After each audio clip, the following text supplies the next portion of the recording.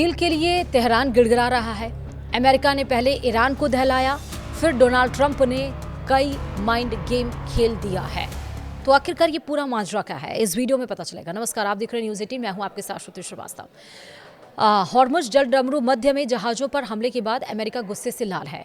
America ने Iran पर सैन्य कार्रवाई तेज कर दी है और इस बीच अमेरिकी राष्ट्रपति डोनाल्ड ट्रंप ने दावा किया है कि हालिया अमेरिकी हमलों के बाद ईरान ने बातचीत के लिए अमेरिका से संपर्क किया।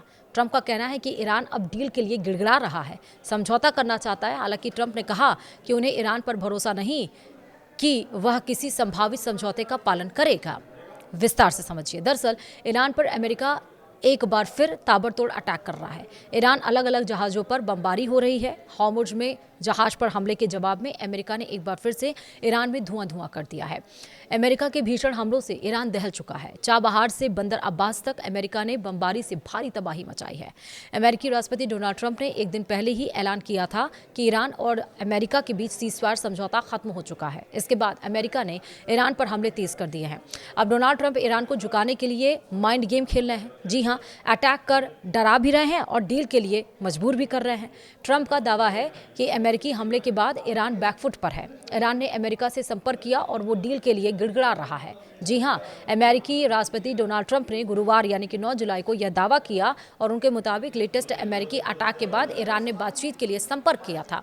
उन्होंने कहा कि तेहरान डील के लिए गिड़गिड़ा रहा है। हालांकि ट्रंप का यह भी कहना है कि उन्हें यकीन नहीं है कि किसी समझौते का पालन करने के मामले में ईरान पर भरोसा किया जा सकता है या फिर नहीं।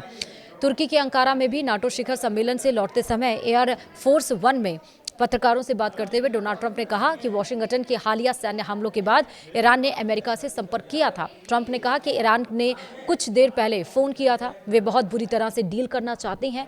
मुझे बस यह नहीं पता कि इसके लायक है या फिर नहीं। मुझे नहीं पता कि वे डील का पालन करेंगे या नहीं, यही समस्या है। वहीं अमेरिकी राष्ट्रपति ने सैन्य कार्रवाई का बचाव करते हुए कहा कि वाशिंगटन ने तेहरान की तुलना में कहीं अधिक जोरदार जवाब दिया था। उन्होंने कहा कि हमने उन पर जोरदार हमला किया और मैं कहूंगा कि हमने 20 के मुकाबले 1 अनुपात में हमला किया। हर बार जब वे हम पर एक हमला करेंगे, हम उन पर 20 हमले करेंगे। जब वे हमला करते हैं तो हम कहीं अधिक जोरदार पलटवार करते हैं। वहीं ट्रंप ने यह भी बोला कि ईरान समझौता चाहता है, लेकिन भरोसे के लायक है या फिर नहीं, ये पता नहीं। अमेरिकी राष्ट्रपति डोनाल्ड ट्रंप ने दावा किया कि ईरान ने अमेरिका से संपर्क किया है और वह समझौता करना चाहता है। हालांकि ट्रंप ने यह भी कहा कि उन्हें नहीं पता कि ईरान इस समझौते के लायक है या फिर नहीं।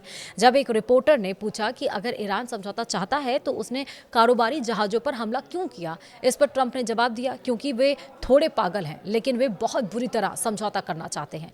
ईरान के खिलाफ हमले में शामिल होना चाहते हैं। डोनाल्ड ट्रंप ने ईरान को नाटो के नाम से भी डराने की कोशिश की। डोनाल्ड ट्रंप ने यह भी दावा किया कि नाटो सहयोगियों ने ईरान के खिलाफ सैन्य कार्रवाई के लिए समर्थन की पेशकश की है। हालांकि उनका कहना है कि अमेरिका को अब उनकी मदद की जरूरत नहीं है। उन्होंने ये भी कहा कि वे सभी ईरान के मामले में मदद करना चाहते हैं, लेकिन अब बहुत देर हो चुकी है। वे मदद करना चाहते हैं, वे सभी इस जंग में कूदना चाहते हैं, लेकिन हमें असल में मदद की जरूरत नहीं।